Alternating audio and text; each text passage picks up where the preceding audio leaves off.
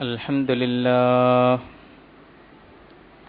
نحمد الله ونستعينه ونؤمن به ونتوكل عليه ونعوذ بالله من شرور أنفسنا ومن سيئات أعمالنا من يهده الله فلا مضل له ومن يضلل فلا هادي له أشهد أن لا إله إلا الله وحده لا شريك له وأشهد أن محمدا عبده ورسوله أرسله بالهدى ودين الحق ليظهره على الدين كله ولو كره المشركون اللهم صل على محمد وعلى آل محمد كما صليت على إبراهيم وعلى آل إبراهيم وبارك على محمد وعلى آل محمد كما باركت على إبراهيم وعلى آل إبراهيم في العالمين إنك حميد مجيد أيها الناس اتقوا الله عباد الله أعوذ بالله من الشيطان الرجيم ومن يعمل من الصالحات من ذكر أو أنثى وهو مؤمن فأولئك يدخلون الجنة ولا يظلمون نقيرا صدق الله العظيم لا حول ولا قوة إلا بالله عليه توكلت وإليه أنيب رب اشرح لي صدري ويسر لي أمري വഹലുൽ ഉഖ്ദതം മിൻ ലിസാനി യഫ്ഖഹു ഖൗലി. സത്യവിശ്വാസികളായ സഹോദര സഹോദരിമാരെ, ലോകരക്ഷിതാവായ അള്ളാഹുവിൻ്റെ ദീനിൻ്റെ നിയമനിർദ്ദേശങ്ങൾക്കൊത്ത് നമ്മുടെ പെരുമാറ്റങ്ങൾ ചിട്ടപ്പെടുത്തണമെന്ന്, ക്രമീകരിക്കണമെന്ന്, സൂക്ഷ്മതാ നിർഭരമായ ഒരു ജീവിതം നയിക്കാൻ പരമാവധി പരിശ്രമിക്കണമെന്ന് ആദ്യമായി എന്നോടും തുടർന്നു നിങ്ങളോടും വസിയ്യത്ത് ചെയ്യുന്നു, ഉത്ബോധിപ്പിക്കുന്നു. പരമദയാലുവായ നാഥൻ നാം ഏവരെയും അനുഗ്രഹിക്കുമാറാകട്ടെ. കേരളത്തിലെ മുസ്ലിം വനിതകൾ ഉണർവിൻ്റെ പാതയിലാണ്. സ്വയം ഇസ്ലാമിക മാർഗത്തിൽ സംഘടിച്ചുകൊണ്ടും സമ്മേളനങ്ങളും സംരംഭങ്ങളും സംഘടിപ്പിച്ചുകൊണ്ടും സ്വന്തമായി ഇസ്ലാമിക ആശയപ്രബോധനം ലക്ഷ്യം വെച്ചുകൊണ്ടുള്ള പ്രസിദ്ധീകരണങ്ങൾ നടത്തിക്കൊണ്ടുമൊക്കെ അള്ളാഹുവിൻ്റെ വഴിയിൽ ഉണർവിൻ്റെ നവോത്ഥാനത്തിൻ്റെ പാതയിലാണ് എന്ന് നമുക്ക് കാണാം. ഏതൊരു ദീനീ സ്നേഹിയെ സംബന്ധിച്ചിടത്തോളവും സന്തോഷിപ്പിക്കുന്ന ഒരു കാര്യമാണിത്. എങ്കിലും അത്തരമൊരു മുന്നേറ്റം സംഭവിക്കുമ്പോൾ ചില അപസ്വരങ്ങൾ നമ്മുടെ സമൂഹത്തിൽ കേൾക്കുന്നുണ്ട്. ഒരു പ്രധാന കാരണം മതപുരോഹിതന്മാർ പ്രചരിപ്പിച്ചു വച്ച പുരുഷാധിപത്യ സംസ്കാരത്തിന്റെ വക്താക്കൾക്കാണ് ഇതേറ്റവും വലിയ ഒരു അലോസരമായി മാറിക്കൊണ്ടിരിക്കുന്നത്. ഞാൻ പരത്തി പറയേണ്ടതില്ല, നമുക്കൊക്കെ അറിയുന്ന കാര്യമാണ്. മതപുരോഹിതന്മാർ പഠിപ്പിച്ച ഈ പുരുഷാധിപത്യ സംസ്കാരത്തിന്റെ ലക്ഷണങ്ങൾ ഉൽപ്പതിഷ്ണു വിഭാഗങ്ങൾ എന്ന് അഭിമാനിക്കുകയും അവകാശപ്പെടുകയും ചെയ്യുന്ന നമ്മുടെയൊക്കെ കുടുംബാന്തരീക്ഷത്തിൽ പോലും നമുക്ക് കാണാം. ആ പുരുഷാധിപത്യ സംസ്കാരത്തിന്റെ സ്വാധീനം കൊണ്ടാണ് പലപ്പോഴും അള്ളാഹുവിന്റെ വഴിയിൽ മുന്നേറുന്ന വനിതകളെ സംബന്ധിച്ചും അല്ലെങ്കിൽ അത്തരം സംഘങ്ങളെ സംബന്ധിച്ചും നമുക്ക് വലിയ അസ്വസ്ഥതകൾ അനുഭവപ്പെടുന്നത്. എല്ലാ മര്യാദകളും പാലിച്ചുകൊണ്ട് ഇസ്ലാമികമായ വസ്ത്രധാരണം ഹിജാബൊക്കെ ധരിച്ചുകൊണ്ട് തന്നെ തെരുവിൽ നിന്നൊരു പെണ്ണ് പ്രസംഗിക്കുന്നത് കേൾക്കുമ്പോൾ എന്തോ ഒരു അസ്വസ്ഥത അനുഭവപ്പെടുന്നു. പിടക്കോഴി കൂവാൻ തുടങ്ങി എന്ന് നമ്മൾ പോലും അറിയാതെ കമന്റ് പറഞ്ഞു പോകുന്നു. ഇതെന്തൊരു കാലം എന്ന് ചോദിച്ചു പോകുന്നു. എങ്കിൽ ഈ പുരുഷാധിപത്യ സംസ്കാരത്തിന്റെ ചില ലക്ഷണങ്ങൾ നമ്മുടെയൊക്കെ പെരുമാറ്റത്തിലും സംഭവിക്കുന്നു എന്നതിന്റെ തെളിവാണ്. സ്ത്രീക്ക് വീടിന്റെ ഉള്ളിന്റെ ഉള്ളാണ് ഉത്തമം എന്ന് പഠിപ്പിച്ചു പോരുന്ന ഒരു സംസ്കാരത്തിന്റെ സ്വാധീനം. വേറൊരു കൂട്ടർക്കും അലോസരമുണ്ടാകുന്നുണ്ട്. അത് ഞാൻ മതപുരോഹിതന്മാർ എന്ന് പറഞ്ഞതുപോലെ മതേതര പുരോഹിതന്മാർ എന്ന് വിശേഷിപ്പിക്കാവുന്ന മതവിരുദ്ധ ഭൗതികവാദികളെ സംബന്ധിച്ചിടത്തോളവും ആദർശമാർഗത്തിലെ സ്ത്രീ മുന്നേറ്റം അലോസരങ്ങൾ ഉണ്ടാക്കുന്നുണ്ട്. മതവിരുദ്ധ ഭൗതികവാദികൾ അല്ലെങ്കിൽ മതേതര പുരോഹിതന്മാർ സ്ത്രീകളെ പിടിച്ചിറക്കി തെരുവിൽ കൊണ്ടുവന്ന് തുണിയുരിഞ്ഞ് ലജ്ജയെന്ന വികാരം നശിപ്പിച്ച് അവരെ ഞങ്ങൾ നിങ്ങളെ സ്വതന്ത്രരാക്കാം, വിമോചനം നേടിത്തരാം എന്ന് പറഞ്ഞുകൊണ്ടുവന്ന് സ്ത്രീകളെ നശിപ്പിച്ചു കളയുന്ന മതവിരുദ്ധ ഭൗതിക കേന്ദ്രങ്ങൾക്കും ഇത്തരം ഇസ്ലാമിക സ്ത്രീ മുന്നേറ്റങ്ങൾ അലോസരമുണ്ടാക്കുന്നതാണ് എന്ന് നമുക്കറിയാം. പക്ഷേ ഏതൊക്കെ രീതിയിൽ എന്തെല്ലാം വൈതരണികളുണ്ടായാലും കേരളത്തിലെ ഇസ്ലാമിക വനിതാ മുന്നേറ്റം അതിനെയൊക്കെ മറികടന്നുകൊണ്ട് കാലത്തിന്റെ മുമ്പേ അള്ളാഹുവിന്റെ ദീനിന്റെ ദൈവത്തിന്റെ മാർഗത്തിൽ മുന്നോട്ടു പോകും എന്ന് തന്നെ നമുക്ക് പ്രത്യാശിക്കാൻ കഴിയും. കാരണം അവർ നെഞ്ചേറ്റിയിട്ടുള്ളത് വിശുദ്ധ ഖുർആനും തിരുസുന്നത്തുമാണ്. വിശുദ്ധ ഖുർആനും സുന്നത്തും പ്രതിനിധാനം ചെയ്യുന്ന സ്ത്രീയുടെ ദൗത്യത്തെ ഉയർത്തിപ്പിടിച്ചുകൊണ്ടാണ് ഇസ്ലാമിക ബോധമുള്ള വനിതകൾ മുമ്പോട്ട് പോകേണ്ടത്. വിശുദ്ധ ഖുർആൻ സ്ത്രീ പുരുഷ വിവേചനം പഠിപ്പിച്ചിട്ടില്ല എന്ന് നമുക്കറിയാം. ഒരുപിടി സൂക്തങ്ങൾ ഉദ്ധരിക്കാൻ കഴിയും, സമയപരിമിതി കൊണ്ട് ചുരുക്കുകയാണ്. യാ അയ്യുഹന്നാസ് ഇത്തഖൂ റബ്ബക്കുമുല്ലദീ ഖലഖക്കും മിൻ നഫ്സിൻ വാഹിദ വഖലഖ മിൻഹാ സൗജഹാ വബസ്സ മിൻഹുമാ റിജാലൻ കസീറൻ വനിസാഅൻ വത്തഖുല്ലാഹ അല്ലദീ തസാഅലൂന ബിഹി വൽ അർഹാം ഇന്നല്ലാഹ കാന അലൈക്കും റഖീബ. വിശുദ്ധ ഖുർആൻ 4-ാം അധ്യായം സൂറത്തുൻ നിസായിലെ 1-ാമത്തെ വചനം. യാ അയ്യുഹന്നാസ് ഇത്തഖൂ റബ്ബക്കുമുല്ലദീ ഖലഖക്കും മിൻ നഫ്സിൻ വാഹിദ. ഒരൊറ്റ ശരീരത്തിൽ നിന്ന് നിങ്ങളെ സൃഷ്ടിച്ചവനായ നിങ്ങളുടെ നാഥന് നിങ്ങൾ സൂക്ഷ്മതയോടുകൂടി അവന്റെ വിധിവിലക്കുകൾക്ക് വിധേയരായി ജീവിക്കണം ജനങ്ങളെ എന്നാണ് അല്ലാഹു പറയുന്നത്. ഖലഖക്കും മിൻ നഫ്സിൻ വാഹിദ, ഒരൊറ്റ ശരീരത്തിൽ നിന്നാണ് പഠിച്ചത്. വഖലഖ മിൻഹാ സൗജഹ, അതിൽ നിന്ന് തന്നെ അതിന്റെ ഇണയെയും പടച്ച അല്ലാഹു, വേറൊന്നിൽ നിന്നല്ല. വഖലഖ മിൻഹാ സൗജഹ, അതിൽ നിന്ന് തന്നെ അതിന്റെ ഇണയെയും പടച്ച അല്ലാഹു. പിന്നെ സ്ത്രീ പുരുഷന്മാരെ അല്ലാഹു ഭൂമുഖത്ത് വ്യാപിപ്പിച്ചു എന്ന് പറയുന്നു. അപ്പൊ സ്ത്രീയും പുരുഷനും ഒന്നാണ്, വിവേചനങ്ങളില്ല അവർക്കിടയിൽ എന്ന് പഠിപ്പിക്കുന്ന വിശുദ്ധ ഖുർആൻ നെഞ്ചേറ്റിക്കൊണ്ടായിരിക്കണം സത്യവിശ്വാസിനികൾ മുമ്പോട്ട് പോവുക. ഫസ്തജാബ ലഹും റബ്ബുഹും, അവരുടെ നാഥൻ അവർക്ക് മറുപടി നൽകുകയാണ്.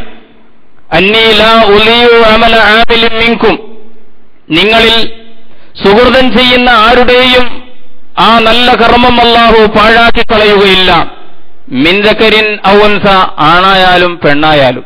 ബഅലുക്കും മിൻ ബഅൽ, നിങ്ങളൊരു വിഭാഗമാണല്ലോ, നിങ്ങളൊരു വർഗമാണല്ലോ. വിശുദ്ധ ഖുർആൻ പറയും, ഒരാളൊരു നല്ല കർമ്മം ചെയ്തു, അതാണോ പെണ്ണോ എന്ന് നോക്കിയിട്ടല്ല റബ്ബ് സുബ്ഹാനഹു വ തആല അതിന് പ്രതിഫലം നൽകുന്നത്. ആണാകട്ടെ പെണ്ണാകട്ടെ, മിൻ ദക്കരിൻ ഔ ഉൻസ ബഅലുക്കും മിൻ ബഅൽ, നിങ്ങൾ ഒരേ വർഗമാണല്ലോ എന്ന് പറയുന്നു. വിശുദ്ധ ഖുർആൻ 3-ാം അധ്യായം ആലി ഇംറാൻ 195-ാമത്തെ വചനം.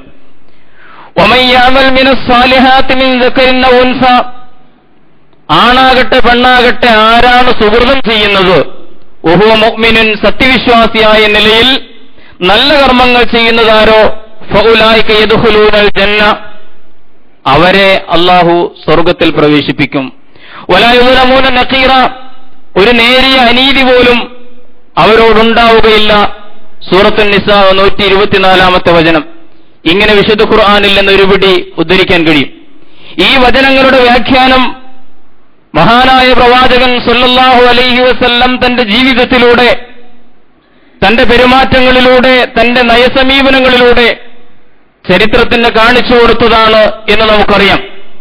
വീട്ടിൽ കുട്ടികളെ വളർത്തുമ്പോൾ പെൺകുഞ്ഞുങ്ങളെ ആൺകുഞ്ഞുങ്ങളെ അപേക്ഷിച്ച് അവഗണിക്കുന്ന ഒരു ശൈലി ഉണ്ടാകരുതെന്നും, നിങ്ങൾ പെൺകുട്ടികളെ ആൺകുട്ടികളോടൊപ്പം പരിഗണിച്ചുകൊണ്ട് വേണമെങ്കിൽ അല്പം കൂടുതൽ പരിഗണിച്ചുകൊണ്ട് അവരെ വളർത്തിയെടുക്കലാണ് വേണ്ടതെന്നും പ്രത്യേകമായി നിഷ്കർഷിച്ച പ്രവാചകൻ സല്ലല്ലാഹു അലൈഹി വസല്ലം തിരുമേനി, ആ തിരുമേനി പഠിപ്പിച്ച വ്യാഖ്യാനവും വിശുദ്ധ ഖുർആനും നെഞ്ചേറ്റുന്ന ഒരു സമൂഹത്തിന്, ഞാൻ നേരത്തെ പറഞ്ഞ മതപുരോഹിതന്മാരും മതേതര പുരോഹിതന്മാരും എന്തെല്ലാം അലോസരങ്ങൾ സൃഷ്ടിച്ചാലും അതിനെയൊക്കെ മറികടന്നുകൊണ്ട് മുമ്പോട്ട് പോകാൻ കഴിയേണ്ടതുണ്ട് എന്നാണ് പറയുന്നത്. പ്രവാചകൻ 23 സംവത്സരം കൊണ്ട് ജാഹിലി ധാരണകളെ മുഴുവൻ തകിടം മറിച്ചുകൊണ്ട് ഒരു സ്ത്രീ സമാജത്തെ ചരിത്രത്തിൽ മാതൃകാപരമായി വാർത്തെടുത്തു എന്ന് നമുക്കറിയാം. അന്നെല്ലാ രംഗത്തും സ്ത്രീകൾ ഉണ്ടായിരുന്നു. സത്യസന്ധമായി നമ്മൾ ചരിത്രം പഠിക്കണം. വിശുദ്ധ ഖുർആനിന്റെ അടിസ്ഥാനത്തിൽ, തിരുസുന്നത്തിന്റെ അടിസ്ഥാനത്തിൽ അതിനെ വായിക്കാൻ ശ്രമിച്ചാൽ ഏത് സാധാരണക്കാരന് ബോധ്യമാകും അല്ലാഹുവിന്റെ പ്രവാചകൻ ഈ സ്ത്രീ സമാജത്തിന്റെ വിമോചനം സാധ്യമാക്കിയപ്പോൾ സമൂഹത്തിന്റെ എല്ലാ ജീവിത രംഗങ്ങളിലും അവരുണ്ടായിരുന്നു. വീട് മുതൽ അങ്ങാടി വരെ സ്ത്രീകളുണ്ടായിരുന്നു. പള്ളിയിൽ നടക്കുന്ന നമസ്കാരത്തിൽ മുതൽ പടയോട്ടത്തിൽ വരെ സ്ത്രീകളുടെ സാന്നിധ്യമുണ്ടായിരുന്നു എന്ന് നമുക്കറിയാം. ഒരുപിടി ഉദാഹരണങ്ങളുണ്ട്, വിശദീകരിക്കുന്നില്ല. ഇസ്ലാമിലെ ഒന്നാമത്തെ രക്തസാക്ഷിയാരാണ് എന്ന് നമുക്കറിയാം. അള്ളാഹുവിന്റെ വഴിയിൽ സമൂഹത്തിന്റെ മുമ്പിൽ ആദർശം പ്രഖ്യാപനം ചെയ്യുമ്പോൾ ആ ആദർശ പ്രഖ്യാപനത്തിന്റെ പ്രത്യാഘാതമായി രക്തസാക്ഷിത്വം കൊണ്ട് അനുഗ്രഹിക്കപ്പെട്ട ഒന്നാമത്തെ വ്യക്തി ഒരാണായിരുന്നില്ല, ഒരു പെണ്ണായിരുന്നു എന്ന് നമുക്കറിയാം. സുമയ്യ റളിയല്ലാഹു തആല വിശദീകരിക്കുന്നില്ല. ഉമ്മു അമ്മാറ എന്ന് പറയുന്ന ഒരു സ്ത്രീയെ ചരിത്രം നമുക്ക് കാണിച്ചു തരുന്നു. എവിടെയാണ് കാണിച്ചു തരുന്നത്? യുദ്ധക്കളത്തിൽ നിൽക്കുന്ന ചിത്രമാണ്. ഉഹദ് യുദ്ധത്തിന്റെ ആ രണാങ്കണത്തിൽ ഒറ്റപ്പെട്ടുപോയ പ്രവാചകൻ, ആ പ്രവാചകന്റെ ചുറ്റുപാടും ഏതാനും സഹാബികൾ നിന്നുകൊണ്ട്, 10-12 സഖാക്കൾ മാത്രം നിന്നുകൊണ്ട് ശത്രുക്കളുടെ ആക്രമണത്തിൽ നിന്ന് പ്രവാചകനെ പരിരക്ഷിച്ചുകൊണ്ടിരിക്കുന്ന സന്ദർഭത്തിൽ ഉമ്മു അമ്മാറ എന്ന് പറയുന്ന ഒരു വനിതാ സഹാബിയെ നമ്മൾ കാണുന്നു. ആ സഹാബിനെ ഓടി നടന്നുകൊണ്ട് ശത്രുക്കളെ നേരിടുന്ന ഒരു രംഗമുണ്ട്. ഉമ്മു അമ്മാറ സ്ത്രീയായിരുന്നു. സ്ത്രീയുടെ ഇസ്ലാമിക ദൗത്യം തന്നെയാണ് നിർവഹിച്ചത് എന്ന് നമ്മൾ അറിയണം. ആയിഷ ബീവിയെ ചരിത്രത്തിനറിയാം. ചരിത്രം കണ്ട ഏറ്റവും മികച്ച അധ്യാപികയായിരുന്നു ആയിഷ ബീവി റളിയല്ലാഹു തആല. ആരെയാണ് പഠിപ്പിച്ചത്? ഹദീസുകൾ പറഞ്ഞു കൊടുത്തത് ആർക്കാണ്? സ്ത്രീകൾക്ക് മാത്രമല്ലല്ലോ, പുരുഷന്മാർക്ക് കൂടിയായിരുന്നു. ആയിഷ ബീവി ഉദ്ധരിച്ചതാണ് ഹദീസുകളിൽ ഏറ്റവും കൂടുതൽ. നമുക്കറിയാമല്ലോ, സിഹാഹു സിത്തയിൽ തന്നെ 2110 ഹദീസുകളുണ്ട്. ആയിഷ ബീവി ഉദ്ധരിച്ച ഹദീസുകൾ 2110 ഹദീസുകൾ.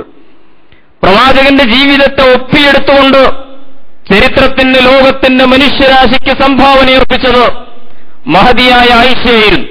പ്രായമുള്ള പല സഹാബിമാരും രേഖപ്പെടുത്തിയിട്ടുണ്ട്, റിപ്പോർട്ട് ചെയ്തിട്ടുണ്ട്. ആയിഷ ബീവിയെപ്പോലെ ഒരു മികച്ച അധ്യാപികയെ ഞങ്ങൾ കണ്ടിട്ടില്ല എന്ന്. പ്രായമായ സഹാബിമാർ പോലും ചെറുപ്പക്കാരിയായ ആയിഷയുടെ അടുത്ത് വന്നിട്ടാണ് സംശയങ്ങൾ ദൂരീകരിച്ചിരുന്നത് എന്ന് ചരിത്രം നമ്മോട് പറഞ്ഞു തരുന്നു. മാത്രമല്ല, ആയിഷ ബീവി റളിയല്ലാഹു തആല അൻഹ പ്രസംഗിക്കുമ്പോൾ അതിനേക്കാൾ ഉജ്ജ്വലമായ ഒരു പ്രഭാഷണം ഞാൻ കേട്ടിട്ടില്ല എന്ന് മഹാനായ ഹനഫ് പറഞ്ഞതായി ചരിത്രത്തിൽ നമുക്ക് കാണാൻ കഴിയും. ഒരുപാട് ഖലീഫമാരുടെ പ്രസംഗം കേട്ടിട്ടുണ്ട്, സഹാബിമാരുടെ പ്രസംഗം കേട്ടിട്ടുണ്ട്, അബൂബക്കറിന്റെ, ഉമറിന്റെ, ഉസ്മാന്റെ, അലിയുടെ ഒക്കെ കേട്ടിട്ടുണ്ട്. പക്ഷേ ആയിഷ ബീവിയുടെ അത്രയും പ്രൗഢവും ആകർഷകവുമായ പ്രഭാഷണം ഞാൻ വേറെ കേട്ടിട്ടില്ല എന്നാണ് അദ്ദേഹം സാക്ഷ്യപ്പെടുത്തിയത്. പറഞ്ഞു വന്നതിന്റെ ചുരുക്കം, ചരിത്രം കണ്ട ഏറ്റവും ഉജ്ജ്വലയായ പ്രഭാഷകയും അധ്യാപികയുമായിരുന്നു ആയിഷ റളിയല്ലാഹു തആല അൻഹ. ചരിത്രത്തിൽ ഒരു സ്ത്രീയെ നമ്മൾ കാണുന്നു, തനി അങ്ങാടിയിൽ തന്നെ നിന്നുകൊണ്ട്, അങ്ങാടിയിൽ നിന്നുകൊണ്ട് ചാട്ടവാർ ഉപയോഗിച്ചുകൊണ്ട്, അങ്ങാടിയിൽ വൈകൃതങ്ങൾ കാണിച്ച് നടക്കുന്ന, തെറ്റുകൾ കാണിക്കുന്ന ക്രിമിനലുകളായ പുരുഷന്മാരടക്കമുള്ളവരെ ചാട്ടവാറുകൊണ്ട് കൈകാര്യം ചെയ്ത് അംറും ബിൽ മഅറൂഫ് നഹ്യും അനിൽ മുൻകർ എന്ന മഹത്തായ ദൗത്യം നിർവഹിച്ച ഷിഫ ബിൻത് അബ്ദില്ല എന്ന് പറയുന്ന ഒരു സ്ത്രീയെ മഹാനായ ഉമറുൽ ഫാറൂഖ് റളിയല്ലാഹു അൻഹു അദ്ദേഹത്തിന്റെ ഖിലാഫത്ത് കാലത്ത് സമൂഹത്തിൽ നിയമിച്ച ഒരു ഉദ്യോഗസ്ഥയായിരുന്നു ഷിഫ. ഞാൻ പറഞ്ഞു വന്നത്, വീട് മുതൽ അങ്ങാടി വരെ, പള്ളിയിൽ നടക്കുന്ന നമസ്കാരത്തിൽ മുതൽ യുദ്ധക്കളത്തിൽ പടയോട്ടങ്ങളിൽ വരെ സ്ത്രീകളുടെ സാന്നിധ്യമുണ്ടായിരുന്നുവെങ്കിൽ നമ്മൾ അറിയണം, അള്ളാഹുവിന്റെ ദീൻ പറഞ്ഞുവെച്ച പരിധികൾ പാലിച്ചുകൊണ്ട് ജീവിതത്തിന്റെ എല്ലാ മേഖലകളിലും സ്ത്രീക്ക് സ്വാതന്ത്ര്യവും വിമോചനവും നൽകിയ ദർശനമാണ് ദീനുൽ ഇസ്ലാം എന്ന് തിരിച്ചറിയുവാൻ നമുക്ക് സാധിക്കേണ്ടതുണ്ട്. എന്നാലും ഏറ്റവും പ്രധാനപ്പെട്ട രണ്ട് മഹത്തായ ദൗത്യങ്ങളാണ് ഇസ്ലാമിക വനിതാ സംഘങ്ങൾക്ക് അല്ലെങ്കിൽ ഒരു മുസ്ലിം വനിതയ്ക്ക് നിർവഹിക്കാനുള്ളത് എന്ന് നമ്മൾ അറിയണം. ഒന്നാമത്തേത് ഒരു നല്ല തലമുറയുടെ നിർമ്മാണമാണ്. അതാണ് ഏറ്റവും പ്രധാനം, ഒരു നല്ല തലമുറയുടെ നിർമ്മാണം.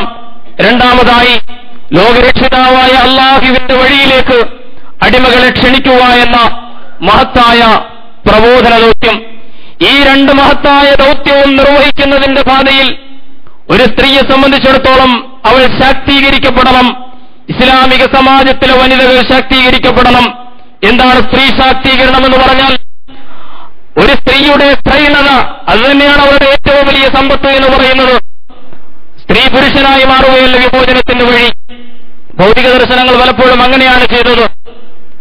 ഹിജാബ് ധരിച്ച ഒരു പെണ്ണിനെ പാന്റ് ഇടിപ്പിച്ചാൽ അല്ലെങ്കിൽ പുരുഷന്റെ വസ്ത്രം ധരിപ്പിച്ചാൽ സ്ത്രീ അങ്ങനെ അടങ്ങി ഒതുങ്ങി നടക്കുന്നതിന് പകരം അവൾ ആണുങ്ങളെപ്പോലെ നെഞ്ചുവിരിച്ച് നടക്കുകയും സിഗരറ്റ് വലിക്കുകയും ചെയ്താൽ എന്തോ ഒരു തരത്തിൽ പുരോഗമനമോ സ്വാതന്ത്ര്യമോ ഉണ്ടാകും എന്ന് തെറ്റിദ്ധരിപ്പിക്കുകയാണല്ലോ ചെയ്യുന്നത്.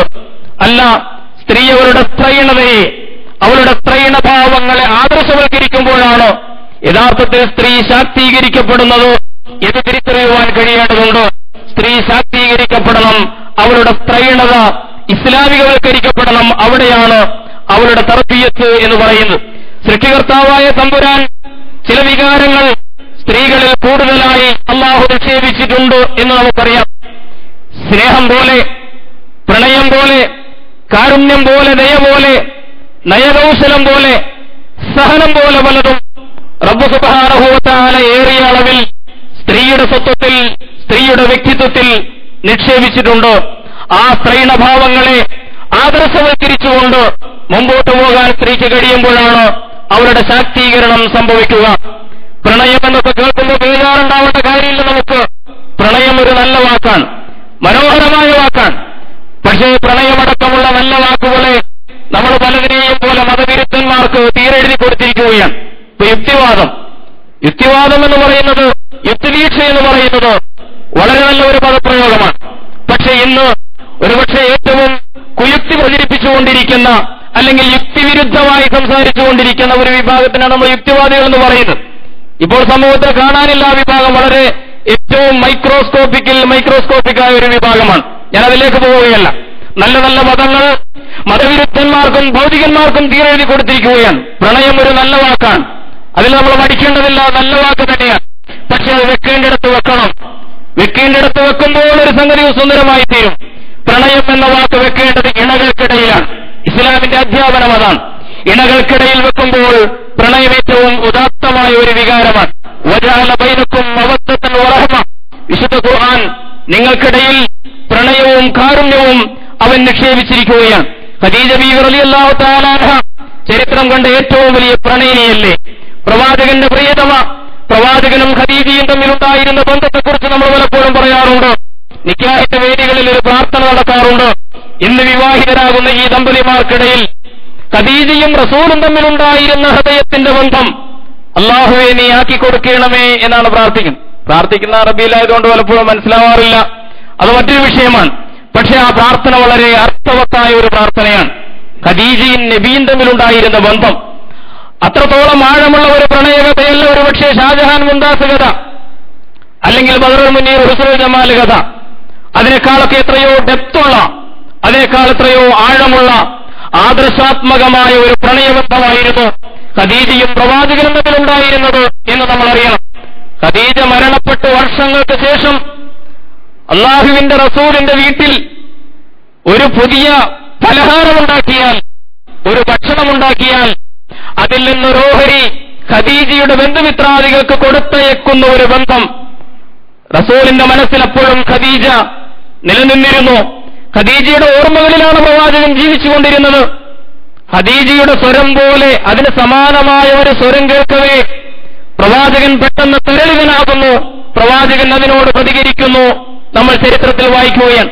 മക്കം ഫതഹിന്റെ സന്ദർഭത്തിൽ ഉജ്ജ്വലമായിട്ടുള്ള ആ ചരിത്ര മുഹൂർത്തത്തിന് സാക്ഷിയാകാൻ പ്രവാചകൻ വരുമ്പോൾ എവിടെ നിന്നാണിത് നോക്കിക്കാണേണ്ടത്?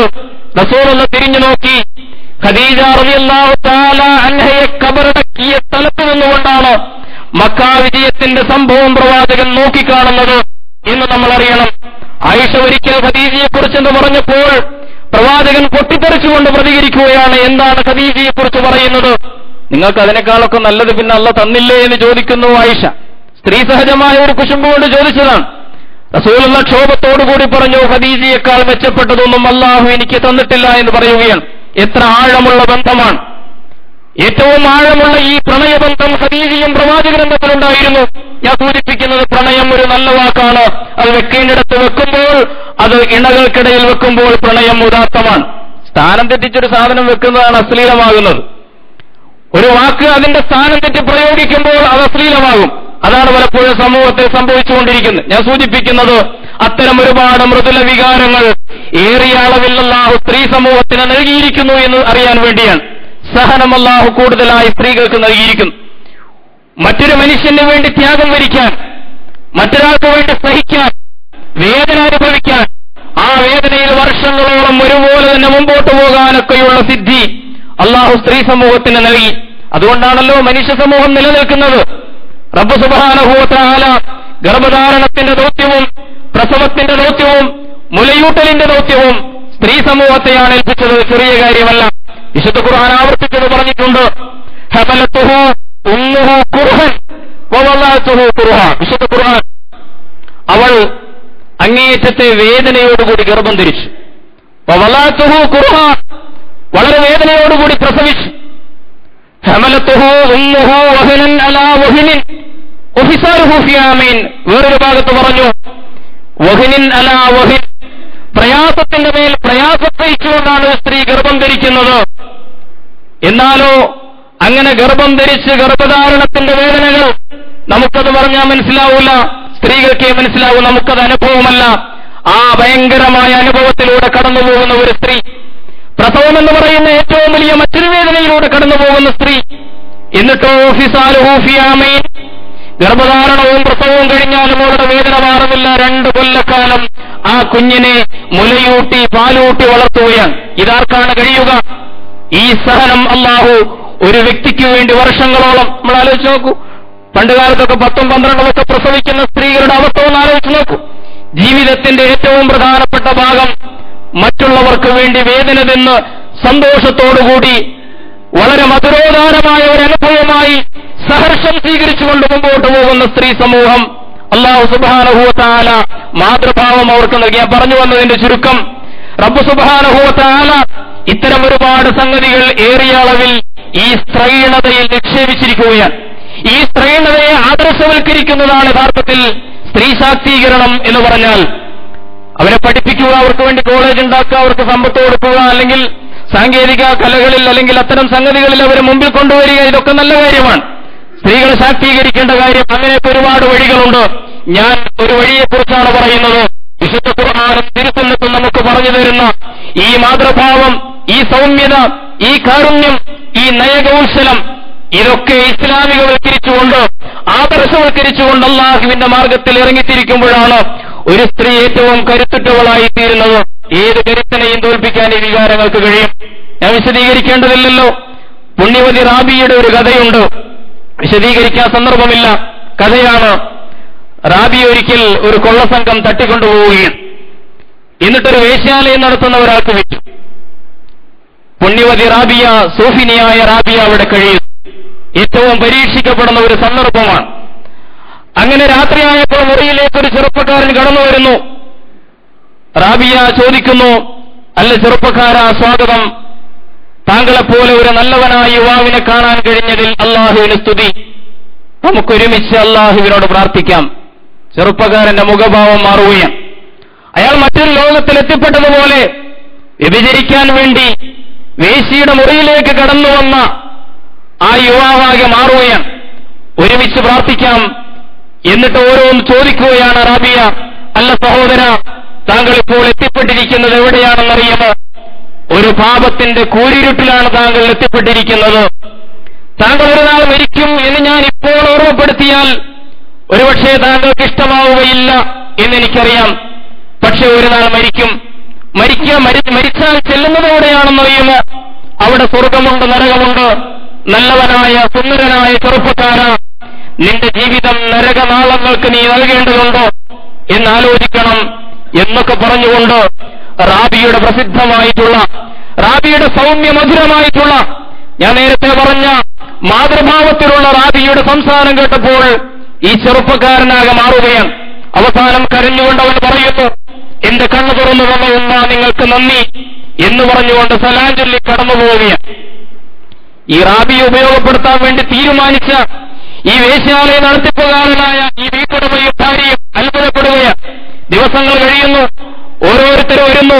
അവര് മാനസാന്തരം വന്ന് മറ്റൊരു മനുഷ്യനായിട്ട് തിരിച്ചു പോകുന്നു, ഒന്നും മിണ്ടാതെ മടങ്ങിപ്പോകുന്നു. ഇതെന്തൊരത്ഭുതമാണ്. ഒരു ദിവസം വീട്ടുടമയുടെ ഭാര്യ സ്വകാര്യമായിട്ട് നിരീക്ഷിക്കുകയാണ് എന്താണ് ഇവിടെ സംഭവിക്കുന്നത് എന്നറിയാൻ വേണ്ടി. അന്ന് മുറിയിലേക്ക് ഒരു യുവാവ് കടന്നു വന്നു.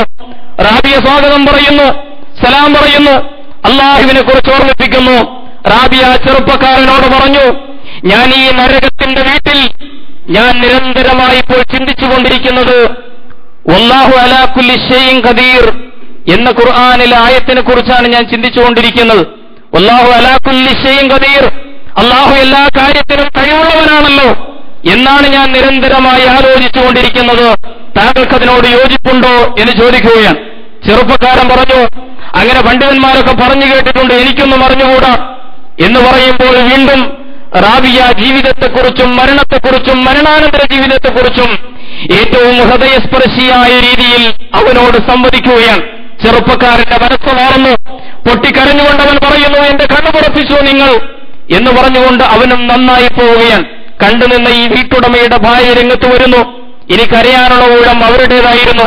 എല്ലാം പറഞ്ഞുകൊണ്ട്, ഇന്നോളം ഞാനും ഭർത്താവും ചെയ്ത ഈ അധർമ്മങ്ങൾക്ക് അല്ലാഹു ഞങ്ങൾക്ക് പുറത്തു തരുമോ? പുണ്യവതിയായ പെൺകുട്ടി, വിശുദ്ധയായ പെൺകുട്ടി, നിന്നെ ഞങ്ങൾ ഒരുപാട് പീഡിപ്പിച്ചു. നീ റബ്ബിനോട് ഞങ്ങൾക്ക് വേണ്ടി പ്രാർത്ഥിക്കണം. ഞങ്ങളിതാ ഇതിൽ നിന്ന് പിന്തിരിയുകയാണ് എന്ന് പറഞ്ഞുകൊണ്ട് സൂഫിനി റാബിയയെ വീട്ടിൽ കൊണ്ടുപോയി ആക്കുന്ന ഒരു കഥയുണ്ട്. ഞാൻ സൂചിപ്പിക്കുന്നത് ഇതൊരു സ്ത്രീക്ക് കഴിയുന്ന ഒരു സംഗതിയാണ്. എങ്ങനെയാണ് ഒരു മനുഷ്യനെ കൈകാര്യം ചെയ്യേണ്ടത്? അവരുടെ മാതൃഭാവത്തിന്റെ മുമ്പിൽ, അവരുടെ സൗമ്യഭാവത്തിന്റെ മുമ്പിൽ, അവരുടെ ദയാവായ്പിന്റെയും കാരുണ്യത്തിന്റെയും ആ ശൈലിയുടെ മുമ്പിൽ ഏത് കരുത്തനും കീഴ്പ്പെട്ടു പോവുകയാണ്.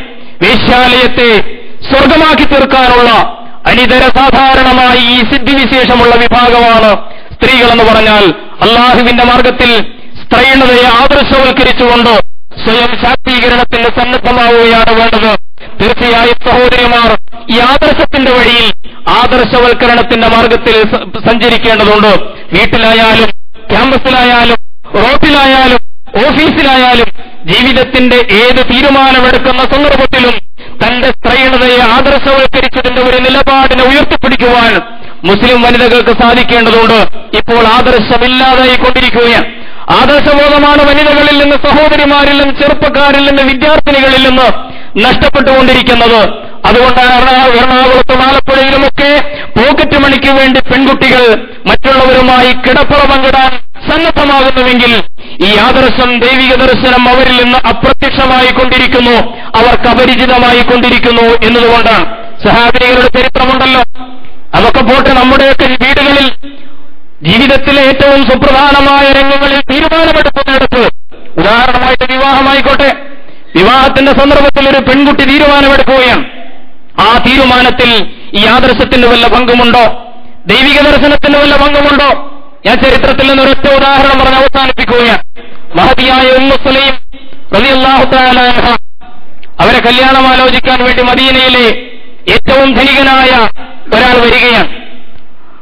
അബൂ ത്വൽഹ എന്ന് പറയുന്ന ധനികനായ ഒരു തോട്ടമുടമ കല്യാണം ആലോചിക്കാൻ വേണ്ടി വരുന്നു. സുന്ദരിയാണ്, യുവതിയാണ് ഉമ്മു സുലൈം. പക്ഷേ അദ്ദേഹം പറഞ്ഞുകൊണ്ടിരിക്കുന്ന കാര്യങ്ങളൊന്നും അവരെ സ്വാധീനിക്കുന്നില്ല. ഞാൻ 900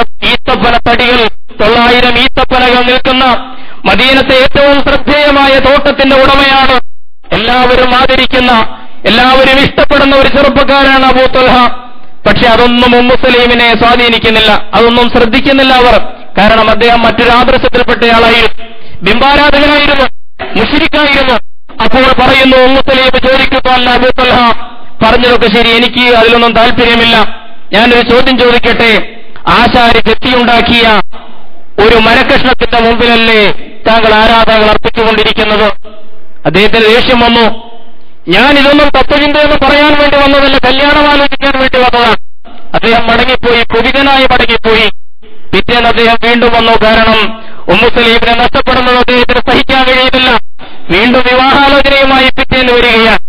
അന്നും ഉമ്മു സുലൈം നടത്തുന്നത് ആശയ സംവാദമാണ്, ആദർശ സംവാദമാണ്. നമ്മൾ ആലോചിച്ച് നോക്കൂ, കല്യാണത്തിന്റെ സന്ദർഭത്തിൽ ഒരു പെൺകുട്ടിയെ, ഒരു മുഅ്മിനത്തായ സ്ത്രീയെ നയിക്കുന്ന വികാരമാണ്. ചോദിക്കുന്നു, അല്ല താങ്കളുടെ ദൈവം മണ്ണിൽ മുളച്ച ഒരു മരമാണെന്ന് താങ്കൾക്കറിയാമല്ലോ, അത് ഇന്നയാൾ ചെത്തിയുണ്ടാക്കിയ ഒരു വിഗ്രഹമാണെന്ന് താങ്കൾക്കറിയാമല്ലോ, എന്നിട്ടും താങ്കൾ എന്തേ അതിന്റെ മുമ്പിൽ, ബുദ്ധിമാനായ താങ്കൾ അതിന്റെ മുമ്പിൽ കുമ്പിട്ടുകൊണ്ടിരിക്കുന്നത്? അന്നും മടങ്ങിപ്പോരുന്നു. ഞാൻ ഇത്ര മഹർ തരാം, ഇന്ന തരാമെന്നൊക്കെ പറഞ്ഞുകൊണ്ടാണ് പോകുന്നത്. മടങ്ങിപ്പോരുകയാണ്. വീട്ടിൽ വന്നതിന് ശേഷം അബൂ ത്വൽഹയുടെ മനസ്സിലൊരു ഇളക്കമുണ്ടാവുകയാണ്. സംഗതി എന്തൊക്കെയാണെങ്കിലും അവർ പറഞ്ഞതിൽ ചിന്തിക്കേണ്ട ഒരു കാര്യമുണ്ടല്ലോ. 3-ാമത്തെ ദിവസവും അദ്ദേഹം ചെല്ലുന്നു, അദ്ദേഹം കാര്യങ്ങൾ അവതരിപ്പിക്കുന്നു. ഏറ്റവും നല്ല മഹർ തരാമെന്ന് പറയുന്നു, സ്വർണം തരാമെന്ന് പറയുന്നു. അപ്പോഴും ഈ ഉമ്മു സുലൈം ഈ ചർച്ചയിലേക്ക് കൊണ്ടുവരികയാണ്. അവസാനം അവർ ചോദിച്ചു, ശരി, താങ്കളുടെ ദൈവം തീയിലിട്ടാൽ കത്തിക്കരിഞ്ഞു പോകുന്ന ഒരു ദൈവത്തെ ആരാധിക്കുന്നയാളല്ലേ? തീയിലിട്ടാൽ കത്തിക്കരിയുന്ന ദൈവമോ, അവസാനിച്ചു പോകുന്ന ദൈവമോ? അദ്ദേഹത്തിന് പിടിച്ചു നിൽക്കാൻ കഴിഞ്ഞില്ല. ആ ചിന്താപരമായ ആദർശ സംവാദത്തിന്റെ ഒടുവിൽ ആ പെൺകുട്ടിയുടെ മുമ്പിൽ അദ്ദേഹം പറഞ്ഞു പോകുന്നു, അശ്ഹദു അല്ലാ ഇലാഹ ഇല്ലല്ലാഹ് വ അശ്ഹദു അന്ന മുഹമ്മദുർ റസൂലുള്ളാഹ്. എന്നിട്ട് പിന്നെ വിഷയത്തിലേക്ക് വരികയാണ്. അബൂ ത്വൽഹ പറഞ്ഞു, ഞാൻ ഇതിനൊക്കെ തരാം. അപ്പോൾ ഉമ്മു സുലൈമിന്റെ മറുപടി, താങ്കൾ എനിക്കൊന്നും തരേണ്ടതില്ല. ലഅൻ യഹ്ദിയല്ലാഹു ബിക റജുലൻ വാഹിദൻ ഖൈറുൽ ലക മിനദ് ദുനിയ വമാ ഫീഹാ എന്നാണ് പ്രവാചകൻ പഠിപ്പിച്ചിരിക്കുന്നത്. താൻ നിമിത്തമായി ഒരാൾ അല്ലാഹുവിന്റെ മാർഗത്തിലേക്ക് വന്നാൽ അത് ഈ ദുനിയാവിലുള്ള സകലതും ലഭിക്കുന്നതിനേക്കാൾ അതാണ് നിനക്കുത്തമം എന്ന് പ്രവാചകൻ പഠിപ്പിച്ചിരിക്കുന്നു. താങ്കളുടെ ഈ ഷഹാദത്ത് തന്നെയാണ് എനിക്കുള്ള ഏറ്റവും നല്ല മഹർ. അതുകൊണ്ട് ആ മഹറിൽ നമ്മുടെ കല്യാണം നടത്താം, സാക്ഷികളെ വിളിച്ചുകൊണ്ടുവരൂ എന്ന് പറഞ്ഞേക്കുന്ന ഒരു ഉമ്മു സുലൈമിന്റെ ഒരാദർശ വ്യക്തിത്വമുണ്ട്. നമ്മുടെ സ്ത്രീണഭാവങ്ങളെ ആദർശവൽക്കരിച്ചുകൊണ്ട് സ്വയം ശാക്തീകരണത്തിന്റെ മാർഗത്തിൽ മുന്നോട്ട് പോകാൻ കഴിയുമ്പോൾ മാത്രമേ ഇസ്ലാമിക സമൂഹത്തിലെ വനിതാ സമാജത്തിന് തീർച്ചയായും ഈ കാലഘട്ടത്തിന്റെ പ്രതിസന്ധികളെ അതിജീവിച്ചുകൊണ്ട് അള്ളാഹുവിന്റെ വഴിയിൽ മുന്നേറാൻ കഴിയുകയുള്ളൂ. ആ മുന്നേറ്റത്തിന്റെ ചരിത്ര വഴികളിൽ പ്രതിസന്ധികൾ ഉണ്ടാക്കാൻ ശ്രമിക്കുന്നത് ഒരുപക്ഷേ മതപുരോഹിതന്മാരായാലും മതേതര പുരോഹിതന്മാരായാലും ആ വെല്ലുവിളികളെയൊക്കെ നേരിട്ടുകൊണ്ട് മുമ്പോട്ട് പോകുവാൻ തന്റെ ഇടമുള്ള ആദർശ വ്യക്തിത്വമുള്ള വനിതകൾക്ക് സാധിക്കേണ്ടതുണ്ട്, സാധിക്കും. റബ്ബ് സുബ്ഹാനഹു വ തആല കാര്യങ്ങൾ ശരിയായി മനസ്സിലാക്കാൻ നമുക്ക് തൗഫീഖ് നൽകി അനുഗ്രഹിക്കുമാറാകട്ടെ.